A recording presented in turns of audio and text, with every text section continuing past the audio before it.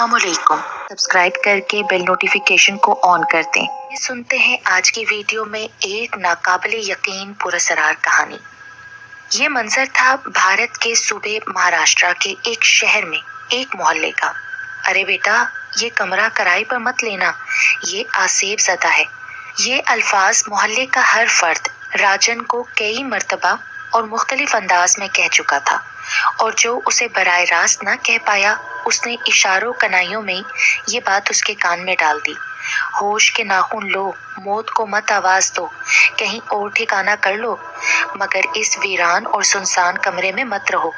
राजन ने किसी की भी ना सुनी और हर एक को यही जवाब दिया, मैं तो खुद बड़ा आसेब हूँ, यहाँ का आसेब मेरा क्या बिगाड़ेगा। ये कहकर वो उन लोगों की बातें अनसुनी कर देता और साथ ही उन लोगों की नादानी पर मुस्कुराता और कहता, आसेब और बदरू, भला ये क्यों मुझे तंग करेंगे, मैं तो पहले ही जमाने का सताया हुआ एक मजलूम शख्स हूँ। राजन का शुमार ज़हीन तालिब इल्मों में होता था। स्कूल और कॉलेज की किताबें पढ़ने के अलावा उसे रसाइल और मैगजीन पढ़ने का बहुत शौक था। पुष्पा कुमारी उसकी पसंदीदा लिखारी थी। वो उसके अफसाने और कहानियां शौक से कई कई बार पढ़ता। उसने रसाइल के एडिटर्स की मार्फत उसे कई खतूत लिखे, मगर पुष्पा कुमारी ने उसके किसी भी खत का कोई जवाब न दिया। पुष्पा के अफसाने और कहानियां रिसालों की जान होते थे। उसका शुमार बड़ी राइटर्स में होने लगा था। राजन उससे मिला नहीं था, उसे देखा नहीं था, मगर फिर भी वो उसका परिस्तार था। बल्कि सच बात तो यह है कि वो उससे अब इश्क करने लगा था। एक रोज राजन एक माहनामा मैगजीन के दफ्तर जा पहुंचा और एडिटर को बताया कि वो पुष्पा का परिस्तार है और वो उससे मिलना चाहता है, इसलिए उसे पुष्पा का एड्रेस दिया जाए। मगर एडिटर्स ने उसे एड्रेस ना दिया और इस सिलसिले में मुकम्मल माजरत कर ली। अब हुआ ये था कि राजन जब वापस लौटा तो उसके मन में भी राइटर बनने की ख्वाहिश ने जन्म ले लिया। राजन ने चंद अफसाने और कहानियां लिखी और मुख्तलिफ रसाइल को रवाना कर दी, मगर किसी ने भी उसको लिफ्ट तक न कराई, तो हर तरफ से वो मायूस हो गया। तमाम तर फिर तवज्जो उसने अपनी पढ़ाई पर मरकूज कर दी। उसने शहर आकर एक कमरा किराए पर लिया, लेकिन यहाँ भी उसे चैन न मिल रहा था। वो मोहल्ले के लोगों की नज़रों का मरकज बन गया। कुछ लोगों ने बहुत ही संजीदगी से उसे कमरा छोड़ने का मशवरा दिया, मगर चूंकि वो जवान था और तोहमात पर यकीन नहीं रखता था, इसलिए उसने यहाँ के आसेब की परवाह न की। वो कभी कभी सोचने लगता कि यहाँ के लोग सठिया क्यों गए हैं। उसने अब एक फर्म में मुलाजमत कर ली और साथ ही साथ बीए की तैयारी भी कर रहा था। राजन शाम को 7-8 बजे कमरे में आता। उसका कमरा क्या था, एक अच्छी खासी कुशादा कोठड़ी सी थी, जिसमें 2 ऊंचे रोशनदान लगे हुए थे, जिनकी वजह से रोशनी अंदर झांकती रहती थी, और सामने की गली की तरफ खुलने वाली एक खिड़की थी। न जाने उसे खिड़की से क्या चिढ़ थी कि वो उसे हर वक्त बंद ही रखता था। पढ़ने की मेज उसने उस खिड़की के सामने लगाई थी, मगर वो खिड़की को पढ़ते वक्त भी बंद ही रखता था। राजन को अब उस कमरे में आए 1 माह गुजर गया, मगर कोई नाखुशगवार वाकया पेश न आया।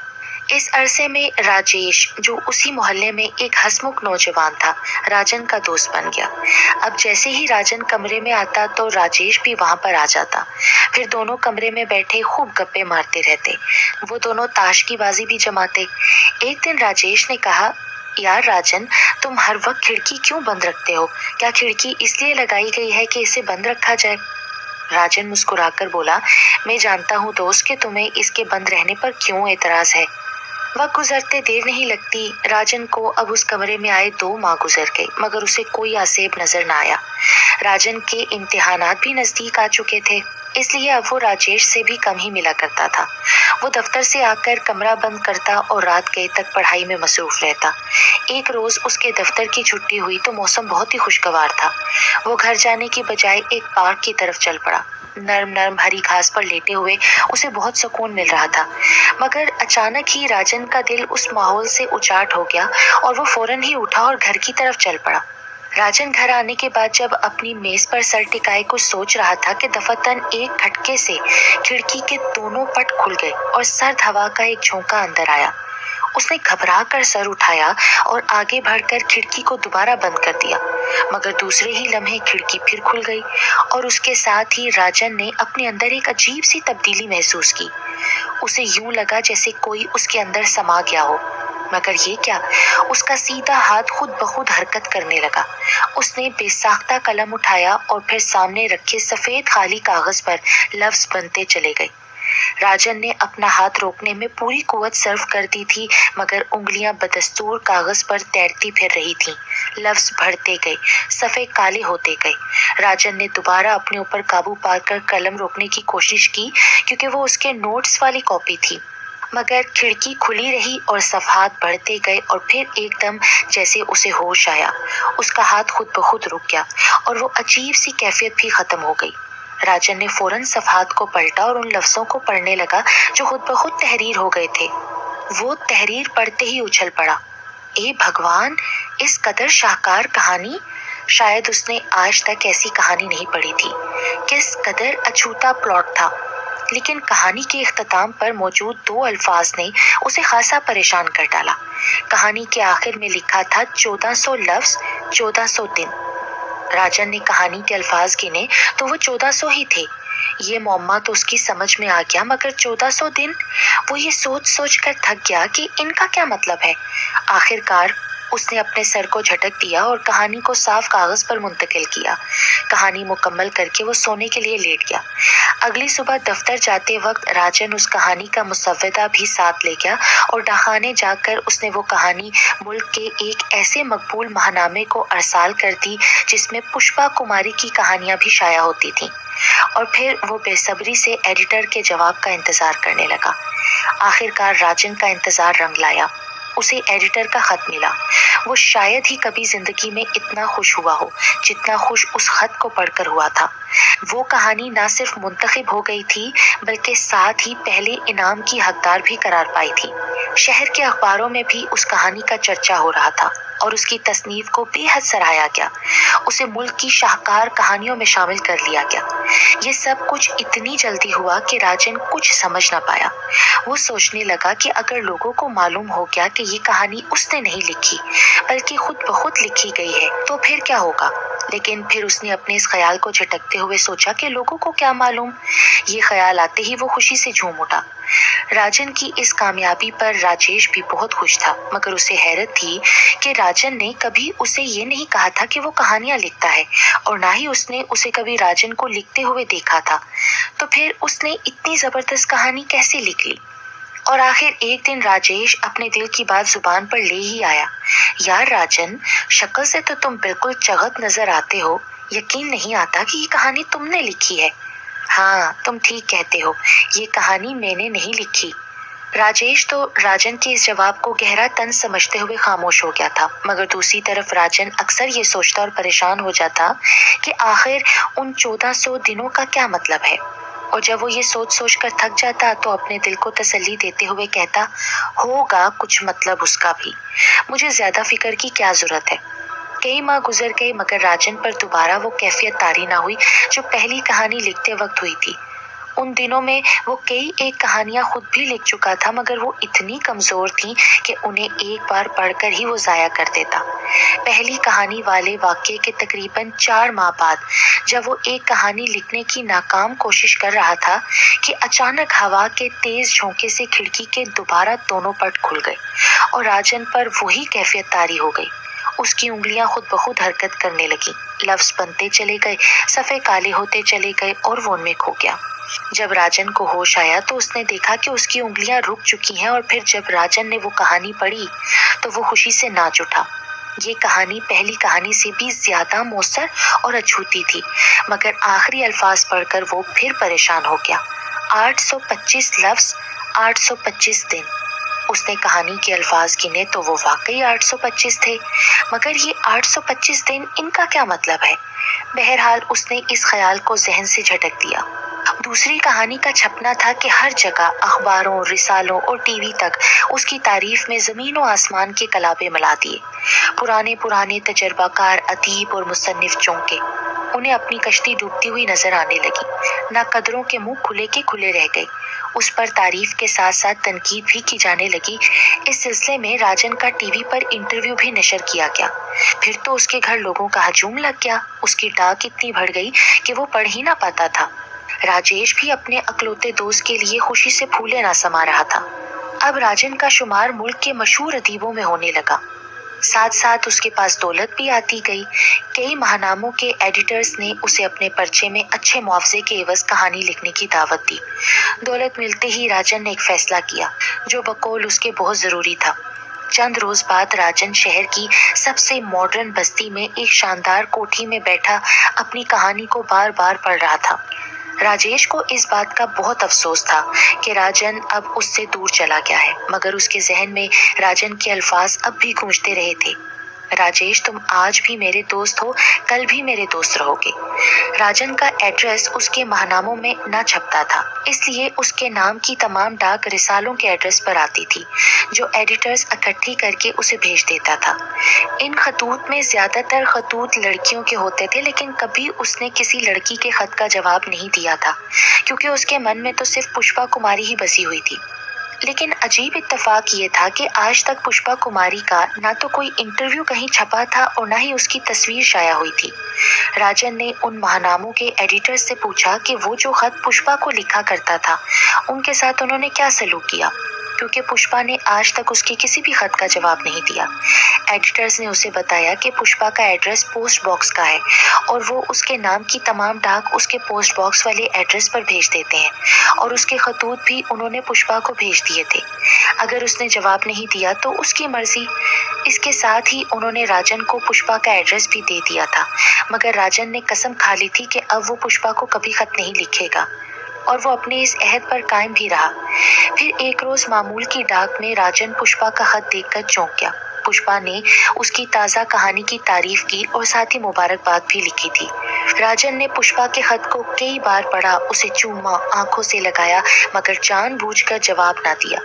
2 हफ्तों बाद फिर पुष्पा का खत आ गया। उसने राजन से खत का जवाब ना देने का गिला किया, मगर राजन ने उस खत का भी जवाब ना दिया। यूं पुष्पा ने उसे कई खतूत लिखे, मगर राजन ने जवाब ना दिया। वो खुद जिस तरह तड़पा था, वो उसे भी इसी तरह ही तड़पाना चाहता था। राजन ने मकान क्या बदला था, उसकी तो तकदीर ही बदल गई थी। अब नया मकान लिए भी 4 माह गुजर गए थे, मगर उस पर वो कैफियत तारी ना हुई थी और ना ही वो कोई शाहकार कहानी लिख सका था। हालांकि उसने इन 4 माह में बहुत ही मेहनत से 2 कहानियां लिखी थी जो शाया भी हुई, मगर वो कारीन को मुतासर न कर सकी। उसने मजीद कहानियां लिखने की कोशिश की, मगर उन्हें पढ़ते ही ज़ाया कर दिया, क्योंकि कोई भी शख्स उन्हें पढ़कर ये नहीं कह सकता था कि ये वही मुसन्निफ है जिसने इससे पहले शाहकार कहानियां लिखी थी। अब 6 माह गुजर गए। लोग राजन को तकरीबन भूलने लगे, क्योंकि इस अरसे में उसने कोई अच्छी कहानी नहीं लिखी थी। आखिरकार राजन की समझ में असल बात आ गई। उसने अपने बंगले को ताला लगाया और फिर से वही आसेब ज़दा कमरा किराए पर ले लिया। मोहल्ले वाले उसे देखकर परेशान हुए कि ये आदमी है या खुद आसेब है कि अच्छा भला बंगला छोड़कर फिर से इस आसेब ज़दा काल कोठरी में आ गया है। उसके वापस आने की सबसे ज्यादा खुशी राजेश को हुई। अगले रोज राजन उसी खिड़की के सामने बैठा कोई प्लॉट सोच ही रहा था कि वही हुआ। खिड़की झटके से खुली, हालांकि कुंडी लगी हुई थी। एक अजीब सी कैफियत उस पर छा गई। उंगलियां तेजी से हरकत करने लगीं और लफ्ज बनते चले गए। वो एक तवील कहानी थी। जभी तो इतनी देर तक उसकी उंगलियां हिलती रहीं, मगर उसको थकावट का बिल्कुल एहसास ना हुआ। वो उस वक्त चौंका जब 2 अल्फाज गैर मामूली तौर पर बड़े बड़े लिखे गए और उसकी उंगलियां भी उसके बाद ठहर गईं। 2000 अल्फाज, 2000 दिन। उसने फौरन अल्फाज को गिना और हैरान रह गया। कहानी पूरे 2000 अल्फाज पर मुश्तमिल थी। उसने कहानी को अच्छे कागजों पर मुंतकिल किया और जब प्लॉट पढ़ा तो उसकी चीख निकल गई। ऐसी शाहकार कहानी शायद ही दुनिया में कोई और हो। राजन की कहानी एक बार फिर शाया हुई तो फिर पूरे मुल्क में उसकी धूम मच गई। अखबारी नुमाइंदे, टीवी के फोटोग्राफर्स और न जाने कहां कहां के लोगों ने उसके घर पर हल्ला बोल दिया। जब उसकी कहानी को एक आला अदबी अवार्ड दिया गया तो अवार्ड की तकरीब एक 5 स्टार होटल में मुनक्किद की गई। उस तकरीब में पहली बार पुष्पा कुमारी आई। उसको कोई अवार्ड तो ना मिलना था, लेकिन वो सिर्फ राजन के लिए आई थी। पुष्पा बला की हसीन और लाखों में एक थी। उसका ये हसीन रूप राजन के दिल पर भी क़यामत ढा गया। राजन की नजरों की प्यास का एहसास उसे भी हो गया और वो दोनों मकनातीस की तरह एक दूसरे की तरफ खींचे चले आए। अब राजन और पुष्पा कुमारी दोनों की जिंदगी में मोहब्बत के रंग बिरंगे फूल खिल उठे। दोनों एक दूसरे को तवील मोहब्बतनामे लिखते और कहानियों पर भी बहस करते। यूं ही वक्त गुजरता रहा। फिर यही होता कि राजन खिड़की के सामने बैठ जाता। खिड़की खुलती, एक अजीब सी कैफियत वो महसूस करता और उसकी उंगलियां हरकत करनी शुरू कर देती। लेकिन एक बात जिससे वो बहुत परेशान रहता था, वो बात थी हर कहानी के आखिर में ये जरूर लिखा होता था, इतने अल्फाज और इतने दिन। वो दिनों की तादाद की वजह से सख्त परेशान था।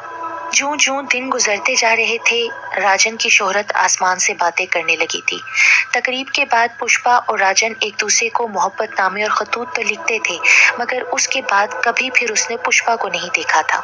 उसने कई बार इसरार भी किया मिलने के लिए, लेकिन पुष्पा हर बार इनकार कर देती थी। आखिरकार एक दिन जब राजन पर दिनों की तादाद का भेद खुला तो वो कांप के रह गया। नहीं, ये कभी नहीं हो सकता, वो चिल्लाया। उसकी अगली कहानी के आखिर में छोटा सा नोट दर्ज था। लिखा था, मिस्टर राजन, तुम ये जानना चाहते हो कि ये दिनों का क्या चक्कर है, तो तुम्हें बता दूं कि इनका मतलब है तुम्हारी जिंदगी के इतने दिन कम हो गए हैं। तुम जितने लफ्जों की कहानी लिखी हुई पाते हो, उतने ही दिन तुम्हारी जिंदगी से खारिज हो जाते हैं। अब तक तुम्हारी जिंदगी के 12,400 दिन कम हो चुके हैं, मगर ये शाहकार कहानियां उसके मुकाबले में बहुत ही सस्ती हैं। ये राज पता चलने के बाद राजन राजन ना रहा। हर वक्त खलाओं में कुछ देखने की कोशिश करता, मगर किसी नतीजे पर ना पहुंचता। राजेश ने भी उसकी बदलती हुई कैफियत को भांप लिया और उससे पूछा, राजन, तुम्हें क्या हो गया है? मैं देख रहा हूँ तुम काफी दिनों से खोए खोए रहने लगे हो। आखिर बात क्या है? नहीं, ऐसी कोई बात नहीं, मैं एक खास कहानी का प्लॉट सोच रहा हूँ। अब राजन ने खिड़की के सामने बैठना भी कम कर दिया था।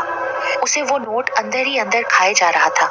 एक दिन वो यूं ही कलम हाथ में लिए खिड़की के सामने बैठा कुछ सोच रहा था कि झटके से खिड़की खुली और उस पर वही कैफियत तारी होगी।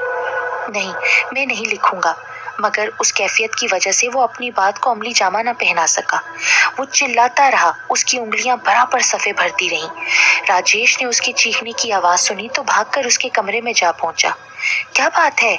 अभी तुम्हारे चीखने की आवाज आई थी। तुम बताओ, तुम्हें क्या हुआ है? नहीं, ये तुम्हारा वहम होगा, मैं तो यहाँ बैठा कहानी लिख रहा था, राजन ने खुद को संभालते हुए कहा। ये मेरा वहम नहीं है, बोलो क्या बात है? क्या अपने दोस्त से भी तुम छुपाओगे? और ये खिड़की क्यों खुली हुई है?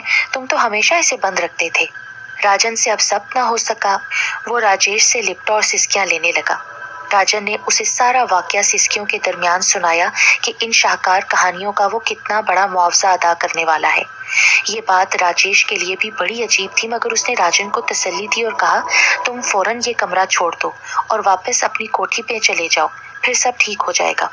उसने राजेश से कहा कि ठीक है, सुबह आ जाना, हम दोनों मिलकर सामान वगैरह समेट लेंगे और तब तक मैं खिड़की के सामने नहीं बैठूंगा और आइंदा तुम मेरे साथ मेरे बंगले पर रहोगे। तुम आज से मेरे दोस्त ही नहीं, मेरे भाई भी हो। राजेश सुबह आने का कहकर चला गया। रात बहुत ही उदास थी, चांद की रोशनी भी सोगवार मालूम हो रही थी। राजन सोच सोच कर परेशान हो रहा था कि आखिर तंग आकर उसने इस बात को दिमाग से झटक दिया और कोठी के मुतल्लिक सोचने लगा, वहां जाने का प्लान बनाने लगा। रात गुजरती जा रही थी। राजन जाग रहा था और सुबह होने का इंतजार कर रहा था कि एकदम उसके दिल में ख्याल पैदा हुआ कि क्यों ना इस वक्त खुद कोई ऐसी शाहकार कहानी लिखूं जिसे तमाम लोग पसंद करें, और अगर मैं अपनी जिंदगी की दास्तान ही कलम बंद कर दूं तो कैसा रहेगा। यानी यही दास्तान, खिड़की का खुलना, एक अजीब सी कैफियत का तारी होना, उंगलियों का खुद ब खुद हरकत करना और फिर इतने अल्फाज, इतने दिन। उसकी आंखें मुसर्रत से चमक उठी। यकीनन मेरी यह बीती एक तहरीर शाहकार कहानी होगी। और फिर दूसरे ही लम्हे वो अंजाम से बेखबर खिड़की के सामने बैठ चुका था। अभी उसने एक लफ्ज ही लिखा था कि फौरन खिड़की खुली और इस पर वही कैफियत तारी हो गई। मगर चूंकि वो अपनी ही धुन में कहानी शुरू कर रहा था, इसलिए उसे इस बात का बिल्कुल एहसास न हुआ। एक तो उसकी उंगलियों की तेजी और दूसरे इस कैफियत की वजह से उसकी उंगलियों ने मिनटों में कई सफ़े भर दिए। वो लिखता रहा, मगर जब कहानी का खास मोड़ आया तो वो ये देखकर हैरत ज़दा रह गया कि वो अपनी उंगलियां चलाने की कोशिश कर रहा है, मगर वो ठहर चुकी हैं। और दूसरे ही लम्हे वो सारी बात समझ गया।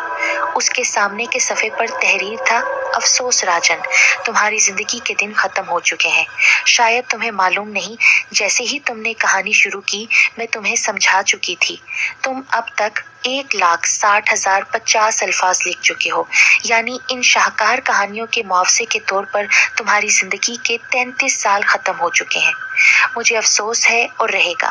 पुष्पा कुमारी।